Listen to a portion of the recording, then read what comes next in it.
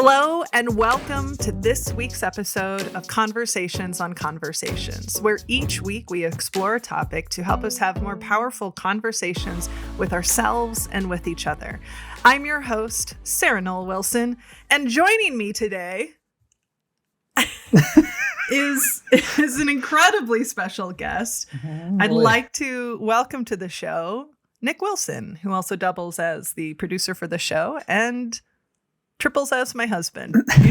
Triples is best. Triples is best. Welcome to the show, Nick. Thanks for having me, Sarah. We'll get our giggles out, but we're actually we're really excited to have this conversation. We have actually heard from quite a few people who were like, you always talk about Nick, or we hear about Nick and you should bring him on the show. And we didn't want to just have a conversation between Nick and I for the sake of you joining in our conversations. No, we don't want to have any more conversations than we have to. No. But we did there is a topic that we're both incredibly passionate about, which is mental health, both from the standpoint of how can we support ourselves, and as we explore this today, how do we support our spouses or our partners or family members? And so that's the topic we're going to explore. We have both been on separate journeys with our mental health challenges, and we've been on separate journeys as we've been supporting each other through those mental health challenges. Now, before we get into that, we also realized that we didn't put together like a formal bio. So if I may, I'm gonna whip this one together. I'm excited to hear my bio. Nick Wilson is the president and founder of Frame Shop Media. True. A video production company that specializes in, you don't have a tagline necessarily. Do you have a tagline? No. So good already. Not really. I have I do video production. He does video production with a particular passion in editing and animation. Which for those of you who have seen our book, like the book that I wrote, he did the illustrations for that. Any of our Manager Minute videos, he created those. So you get to see some of his work there. He is also a graduate from University of Northern Iowa in e-media studies. Yep. Wow. Yeah, that's true. He is an avid Kansas City Royals fan most of the time. Should lead with that. That's probably the most important thing for your audience to know. He's also a very committed son, brother, and uncle. Welcome to the show formally, Nick. Hi. Why, thank you, Sarah. Let's have a conversation where we say each other's names a lot. This is just how we speak to each other in normal times. We sit across the table and we record ourselves. Refer to one another by our names. Yeah. What else would you want people to know about you in earnest? Let's see. I mean, you mentioned I'm a Royals fan. That's definitely a key. I mean, I don't know how many of your listeners are baseball fans, but a baseball fan can hear that and probably learn about as much about me as anything else. That you're really comfortable with disappointment. Yeah, I'm very familiar with failure, disappointment, all of those things. Very, very much kind of in my DNA, from birth. So no,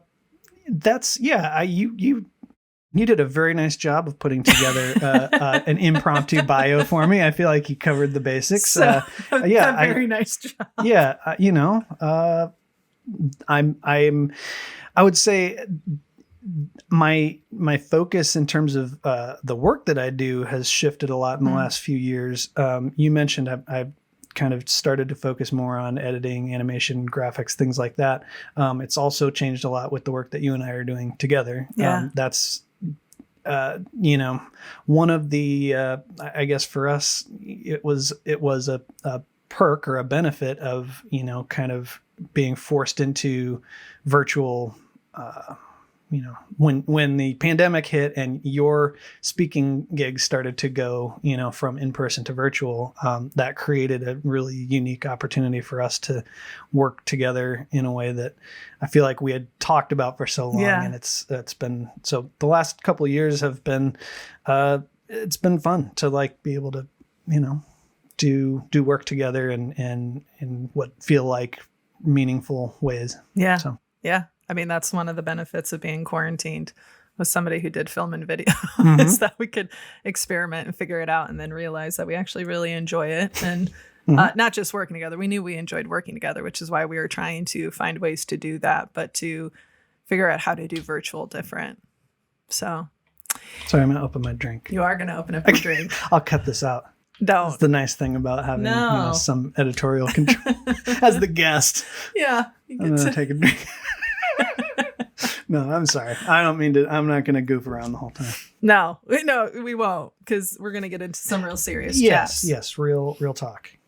So when you think about this, exploring this topic of how to be a supportive spouse to someone who, or partner, and honestly, you could apply this to any situation, friend, family member, what's important about that to you? And well, I'll ask that question and then I'll come back to my thought. I think what's important to me about it is, and you and I have talked about that. It's hopefully us discussing our experiences can help normalize or be a, I don't know, normalize. I don't know if normalize is the word that I want to say, but just if other people hear this and hear something that resonates or is familiar for them, maybe sparks conversations that they might not have otherwise had, or, the types of conversations that people are afraid to have Yeah. or don't know how to have. I know that I've come a long way in terms of my understanding of mental health generally, and what it means to try and be a supportive partner for someone over the time that the two of us have experienced our various challenges. And so if having a candid real conversation about it can be, I don't know, informative or Helpful for someone listening, then that would be good. I think, like I said, I think these are, I mean, you've talked about it. You talk about mental health all the time. We know that it's a thing that there are still stigmas attached to. There's so many barriers that we all, not all, but many people have Mm-hmm. that prevent us from kind of bringing it up, having conversations about it, feeling comfortable talking about it. Yeah. So yeah, hopefully that's my hope, is that us having this conversation can maybe, decrease some of those barriers for someone else. Yeah. I think that, so I feel like this goes without saying, but I do want to clarify, neither Nick or I are mental health professionals. Right. We are only going to be coming from the place of sharing our experience and not necessarily giving advice for what you should do, but sharing what has been helpful for us in our individual unique situations.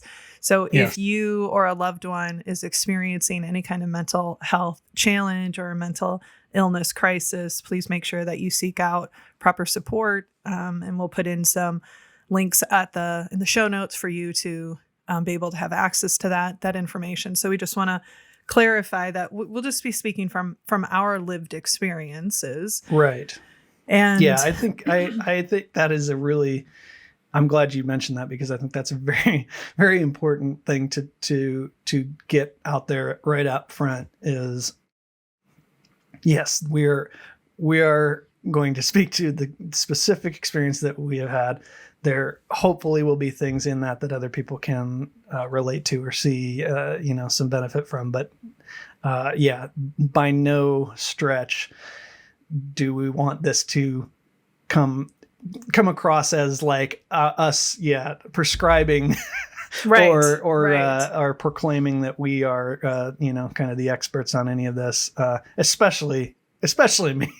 You have some expertise in terms of, you actually do some research and speak on these things. I am 100% layman when it comes to these things. So, I would want everyone to know that I do not claim any expertise, and I also want to be really just transparent about like I said, I feel like I've come a long way, and that means along with that when, back however many years, 10, however many Almost years 10 years ago, ago. when this all kind of, the first seeds of this kind of started to show up in, our relationship, I was clueless, really. So I feel like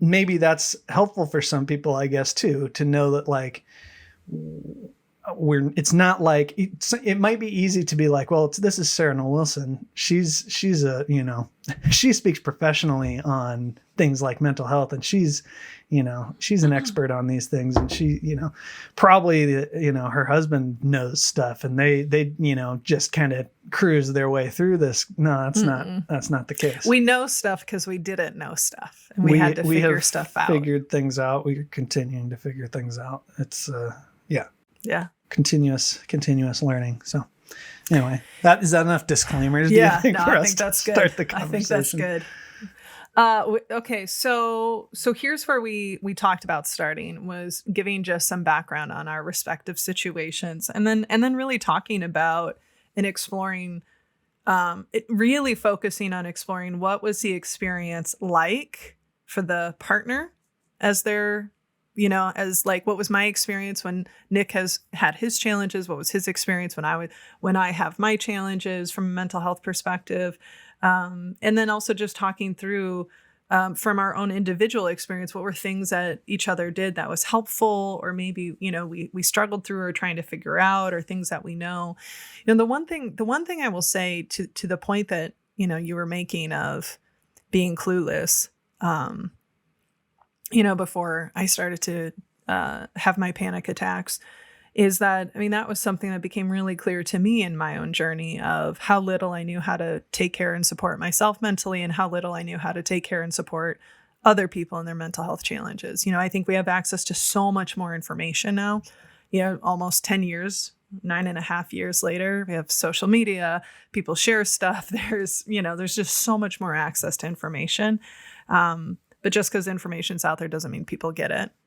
So let's start on March 3rd, 2013. That's where our journey, well, in a formal way, began. Right. Yeah. So for those of you who are unfamiliar with my background, I'll give just the short and brief story, because we'll get into it. I've likely had some form of anxiety my whole life, but it was undiagnosed. I was very much just the kid who worried a lot. Later in life was diagnosed with ADHD, and we know there's a strong correlation between anxiety and ADHD. But March 3rd, 2013 was the first time I had ever had my first full-blown panic attack. And, and a little bit about that situation too, because I think that's an important place to start. Just because it wasn't a situation where it was like, oh, I have a panic attack. Nick, I'm having a panic attack. And we're both mentally aware of what was happening. I was actually getting a massage. I was treating myself to a massage because I just, let's see, I had probably left a fairly overworked environment about 6 months earlier, and I was celebrating this new job. So I scheduled this, amazing massage. And in the middle of the massage, I went from, this is the best massage I've ever had, to literally a strong sense of impending doom, right? That's the textbook definition, which also I just want to do another disclaimer real quick, that because we are going to be talking about various mental health experiences and challenges, that I just want to put out a trigger warning that if there's anything that feels overwhelming to you, or you're having an emotional reaction as we talk through this, we do ask that you do what you need to do to take care of yourself. So we will be talking about things like anxiety, panic disorder, ADHD, depression, suicidal ideation. So I want to be really transparent up front about what we'll be covering today. So I'm on the table getting my muscles worked, and all of a sudden my heart starts racing, my hands start shaking, I start sweating, I feel like I'm going in and out of consciousness, I don't know what's happening. And the lovely massage therapist who was working on me, was really gracious, was trying to get me to breathe, and I cannot describe it other than it was like this switch had gotten flipped in my brain. And looking back, I'm able to piece together what triggered it. With some good therapy and honesty about what was I thinking about at the time. But I had never had a panic attack before. I didn't know what they were. So from my perspective, I just thought I was dying. And we called the paramedics because I couldn't calm down. And again, I just had this overwhelming sense that I was going to die. And I remember one of the things I do remember of that is I called you and said, I don't know what's wrong, but something's wrong and I don't know if I'm going to make it. And this might be the last time I'm going to talk to you. Like, I really remember that. What was that moment like for you when you got that call from me? Well, obviously, I mean, it was an alarming call to get. It was, I was worried for you. And I think, again, in the spirit of being really transparent and real about this, there was definitely a part of me that was stuck in a mindset of like, well, she's worrying about something, why does she worry so much about, like you said, you anxiety has been, kind of present in some form. And so I think I knew on some level that this kind of excessive worry was part of your reality, but I didn't understand that. Yeah. I didn't understand anxiety. I certainly didn't understand what a panic attack was. All of this was, I was ignorant. And I can recognize now and looking back on it, I'm not proud about, having those kinds of thoughts. But it was where I really was. I didn't know, and I didn't know what was happening with you. And so there was part of me that was, kind of, I looking back on it now, stuck in like an old way of thinking or an uninformed way of thinking about like, well, you're just worrying too much. Why can't you just not, I'm sure whatever this is that's going on isn't a big deal. Like I couldn't conceive of what a thing would be that would actually put you in a mindset of feeling like, you're about to die. Yeah. I don't know. So yeah, it's a mixed bag for me looking back on it. I think what it puts in perspective for me now looking back is just, again, it kind of frames how far both of us have come from that point, and understanding and being just being informed and being empathetic and all of the things, that I try to do. And I was, I think trying to show up at my best as best I knew how to do it at that time. Yeah. Because you never, in the early stages, you were never, even if maybe you had thoughts of, gosh, here she goes again, or she's worrying a lot. Right. I mean, I don't know if that, but like, this is a pattern for Sarah. I mean, this has been a pattern, again, undiagnosed anxiety. Well, especially around health, right? Especially around health. Yeah. Right, I think part of why there was a sense for me that it, not that this was definitely an alarming and new situation to have you at this level of, we're going, I'm going to go meet you in the emergency room and we're going to figure out, but the idea of what to me felt like irrational unwarranted worry or stress around health. And so, so there was, I'm not proud of it. It's not a good thing, but it's a recognition of where you are, of how that moment was. It was, I tried my best, and I think I,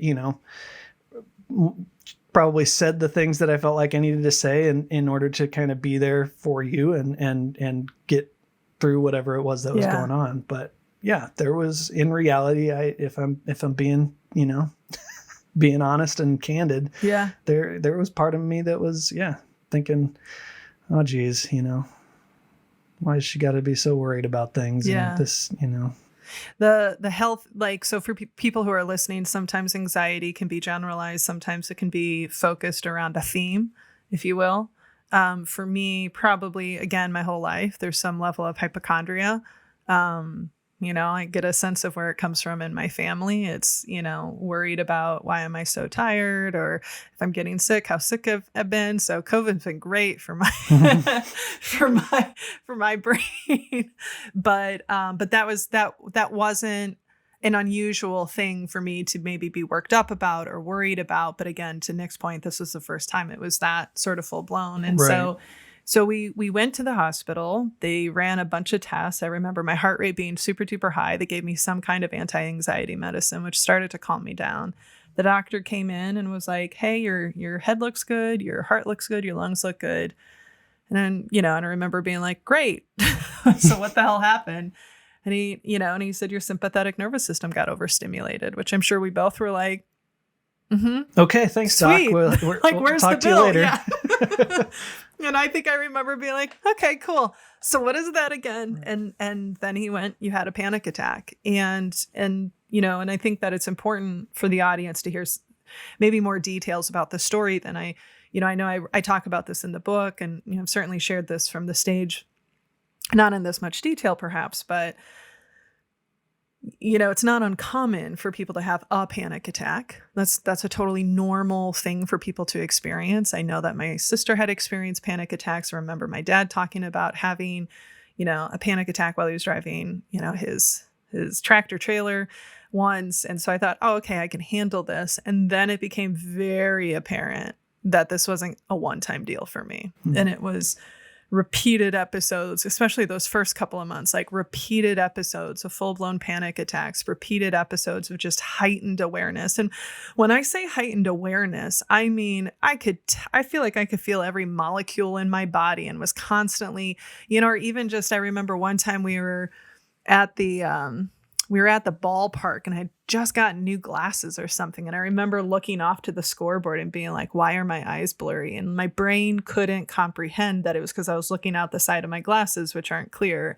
Or I was at an event and I became lightheaded. And as soon as I had a physical sensation that was similar to the panic attacks, it would then start me on. And it was like my brain couldn't rationally understand the reason you're lightheaded is because you're wearing your jacket inside and it's warm. I mean, it sounds, when saying it out loud, it could be really easy for somebody to be like, well, why couldn't you just make that connection? And it was just because literally my survival, my amygdala, my whole brain was in such a hypered state. And I remember feeling incredibly out of control, overwhelmed, tender, weepy, lots of wishing that this wouldn't, like, I remember feeling very overwhelmingly sad about like, why do I have to feel like this? Why can't, and just a real worry that I was never going to feel normal again. And I don't know, Nick, if you have like thoughts even around that of when it became clear this wasn't like a one-off situation. And so just for perspective for people, there was probably a good like 6 months at least of real emotional waves and like what I lovingly call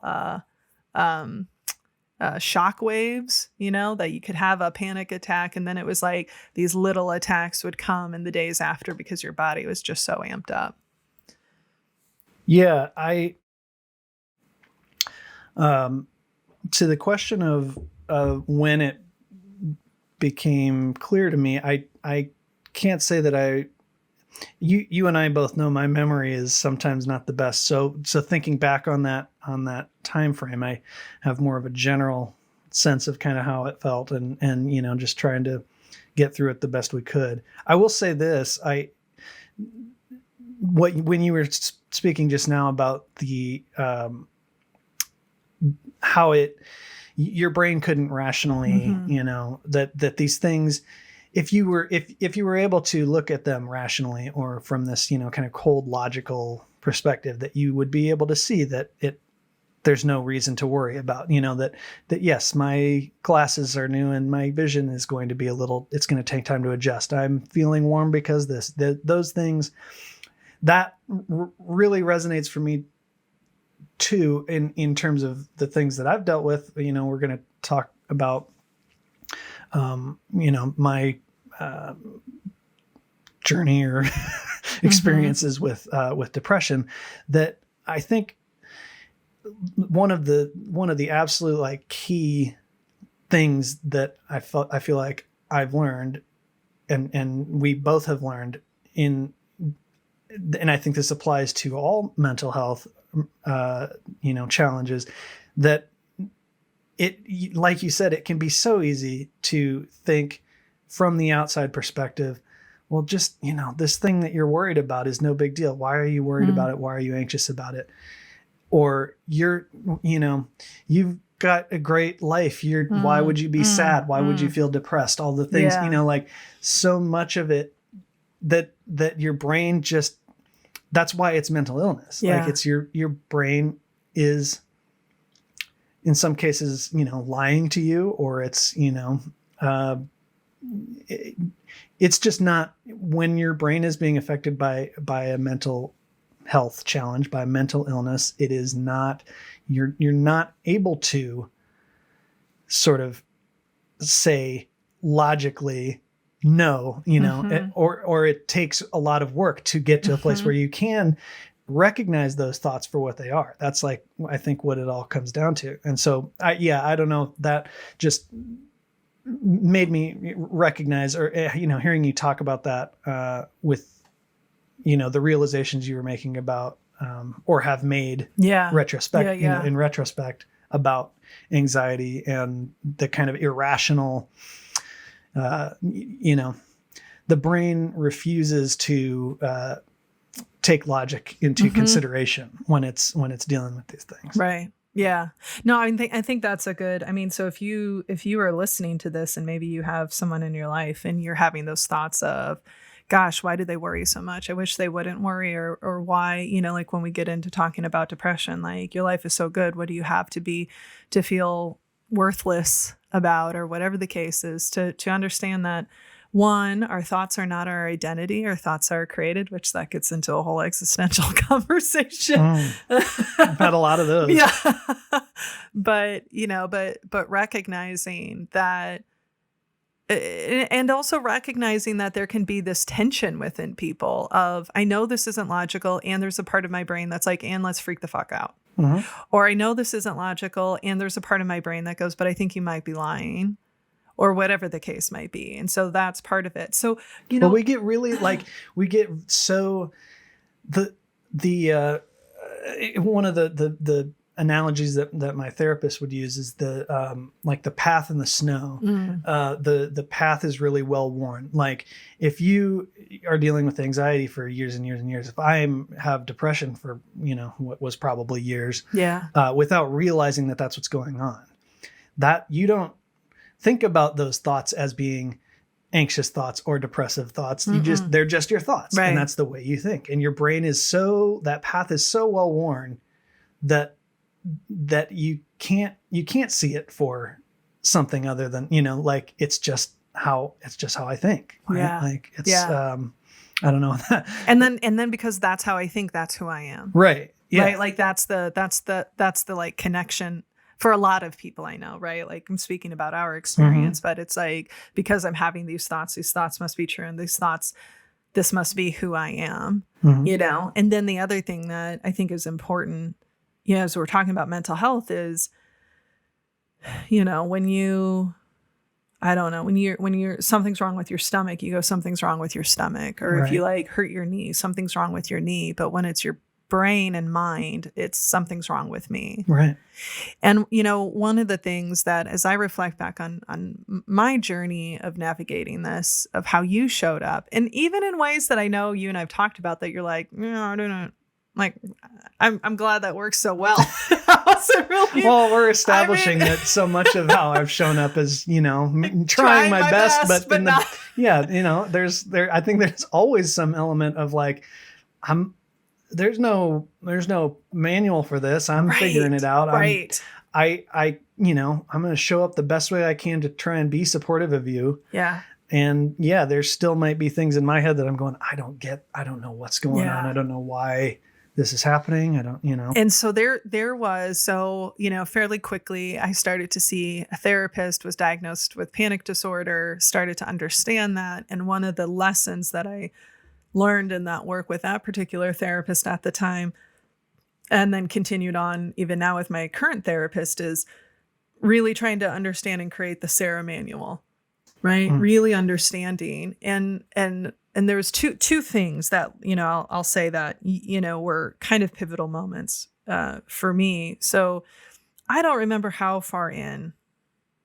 It was probably quite a few months. Because again, it was like a solid 9 months of, 9 months to a year of this taking up an incredible amount of headspace and heart space and energy and tears and being present at work, but not actually being present at work, and just navigating all of this. But I remember at some point you asked me, what does it feel like?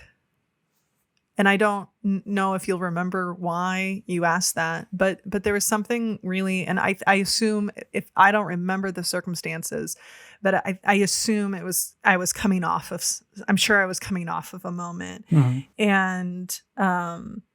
And you asked me, you're like, I don't know what it feels like. I don't know what you're thinking when you're so talk to me about, what does it feel like when you experience a panic attack? And I think that it was probably from a genuine point of just like, I just don't know. And I don't know how to support you in this. Right. But the thing that was really powerful for me is the moment of you asking that, one, showed that you were cared enough to want to know what my experience was like. It also reiterated that you weren't being dismissive or critical of my experience. But also in dealing with mental illnesses, which can often be very invisible externally, it validated it. It could be real easy for people, again, to dismiss, like, oh, it's not that big of a deal, and yada, yada, yada. So the act of you getting curious with me was really, I remember feeling very emotional in that conversation, because it felt very validating that what I was experiencing was real, and that you cared enough to know about it. So that was one thing that you did that was so helpful. But then the other thing was, as I was coming up with strategies or trying to understand, part of the work was trying to understand what triggered it, right? Like things like sleep, things like, to this day, I try not to watch overstimulating, violent shows late at night, just different things and what helps it. And one of the things that, my therapist at the time helped me realize was that being able to talk it out loud with you as it was happening was a really important part of my coping mechanism, because what would happen is I would spiral. I would start experiencing panic, and then I would keep it in, which just made it worse, instead of being able to articulate, hey, Nick, I can feel panic coming. I can feel it rising. Can you just sit next to me? Can you just physically touch me? Can you, whatever. And it's something I take for granted, because you never once made me feel like that was stupid for asking. You never once were like, oh my God, when are you going to get over this? There was never that. And that was I remember that being one of my top sort of 3 coping strategies was talk to Nick. And, I think about how many times did I call you crying from the office? Because I was just I'm losing my mind. And I would just walk around the skywalk, literally crying, talking to you. And you would just be like, you've got this. I don't even know what you said, because it didn't even matter what you said. I just listen. I do my best in those situations to just listen and let you talk, because I know that, you have learned that as the coping mechanism. I have learned that it is that it is important for you to verbalize and talk through things when you are worried or stressed or, having anxious moments. I've learned to not try or worry too much about whether you're not necessarily looking to me to come and be like, here's a solution for you or to fix anything. It's just hearing you you just need someone to hear you say it out loud. Yeah. You're working through it. And that, I think that's such a good distinction, because so often, and this comes up a lot in my work, is that we want to remove people's pain and suffering. And we've also been rewarded for having solutions if we've worked in corporate America or any kind of, other job. And it also feels good. And sometimes I think a trap that I see people, particularly partners, fall into is trying to solve the problem instead of, one, being really clear about what do you actually need in this moment and being willing to like try things. Would it be okay if I did this? Would it be okay? And I mean, to this day, 9.5 years later, if my stress is really high, like I'll ask you can you sit next to me? Will you, brush my hair? Will you like snuggle with me in bed before, because I know for me that physical contact is a really good way of calming down that sympathetic nervous system and activating my parasympathetic, like relaxation. And so, yeah. Yeah.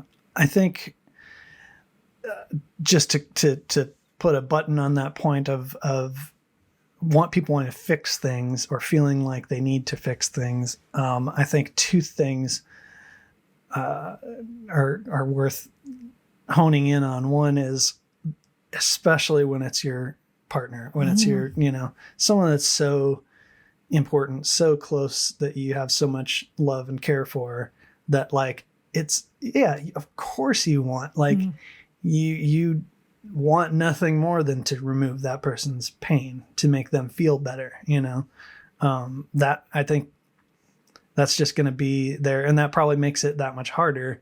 Like even just compared to whatever, you talk a lot about, relationships in the workplace or things like that. Not to say that those can't be meaningful relationships, but I think the impulse to want to fix and help and solve and soothe has to be that much stronger when it's someone that you care really deeply about on a personal level.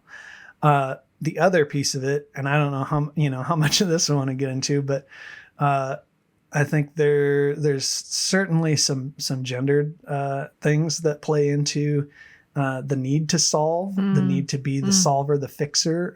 I think that men, in a lot of ways in relationships, there are those whatever cultural expectations, or the stories that we are told and that get kind of baked into our, even just subconsciously, we think that, that as the man in the relationship or whatever, I need to, protect and take care and solve problems, be the fixer, and a thing that I can't fix. I think I think this is a conversation maybe when you had Coach Nick Papadopoulos. Yeah. It feels like something that I think maybe came up in that conversation too, about the expectation of a man. I should be able to fix any kind of problem that someone that I'm supposed to be caring for, or protect. The protector is the thing, right? Yeah. I don't know. I think that's part, from my perspective, I think there's part of it that also makes for a challenge, and probably not an uncommon challenge for people in that. I think the partner or spouse as the support, it seems like one of the biggest like hurdles to get over is that idea of, I don't have to, just like learning, I don't need to fix this. I don't need to come up with solutions. I just need to be able to listen and hear what they're telling me. Yeah. And to encourage people to, again, figure out their own manual and what they need. And, that's a good point. Not everybody, because there might be some people that they want. Yeah. Maybe they want validation that I'm going to get through it. So here's a good example. So I recently was speaking down at Florida State HR conference, SHRM conference. And, a combination of just, honestly, it was just lack of sleep triggered probably like the first time in a long time, almost a near panic attack. And I was with just a lot of anxiety. And I was with my friend Alan at the time. And we were talking and I finally was like, Alan, I'm sorry. I'm really trying hard. And it started with feeling a little dizzy, lightheaded, right? And then that becomes a spiral for me. And, he just got like real direct eye contact and was like, you're going to get through this, And I could tell that he was trying to meet me in the moment. And I was like, I don't need that right now.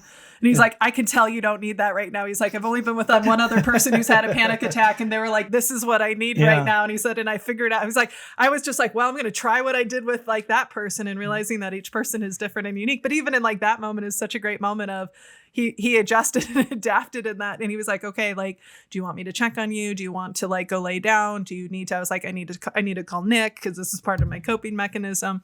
But yeah, I think, it's a hard thing to unlearn. Mm-hmm. And it's also hard. I understand that now being on the other side of the fence, it can be incredibly, incredibly difficult to know how to show up for somebody when you just don't understand what it might feel like. Mm-hmm. And so that feels like a nice segue into talking about your world and what we've been going through for last 3 years. Yeah, I think that's 3.5 years. Right. Yeah, I believe it was sometime in 2019 that I was diagnosed with persistent depressive disorder. Yeah. Thank you so much for listening to part 1 of this conversation between Nick and I.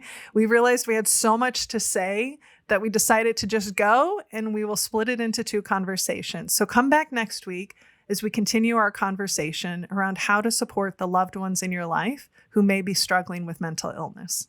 We want to hear from you. If there are things that, again, come up for you, feel free to reach out to us at podcast@sarahnollwilson.com, or you can find me on social media. If you are interested in how you can learn more about this work of how do we create really deep, high trusting relationships, how to build that psychological safety, how to repair relationships, how to be more emotionally supportive and not emotionally dismissive, check us out at sarahnollwilson.com. This is the work that we're so passionate about. You can also pick up a copy of my latest book, Don't Feed the Elephants, wherever books are sold. This is my love letter to my fellow avoiders of conflict. And if you'd like to support the show, please consider becoming a patron. You can visit patreon.com/conversations on conversations, where not only your financial support will sustain this podcast and our amazing team, but you'll also get access to some pretty great benefits like swag and Patreon-only content and events. And if you haven't already, please rate, review, and subscribe to the show. You can do so on iTunes, Spotify, and other podcast platforms. When you do this, this helps us get the word out and to continue bringing on amazing guests and having great stories and conversations like we did this week. A huge thank you to our incredible team who makes this podcast possible, to our producer, Nick Wilson, who you just met, sound editor, Drew Knoll, transcriptionist, Olivia Reinert, marketing consultant, Caitlin Summit Nelson, and the rest of our SNOWCO crew. This has been Conversations on Conversations. Thank you for listening. And remember that when we can change the conversations we have with ourselves and with others, I really do believe that we can change the world. So thank you all. Please make sure you rest and rehydrate, and we'll see you again next week.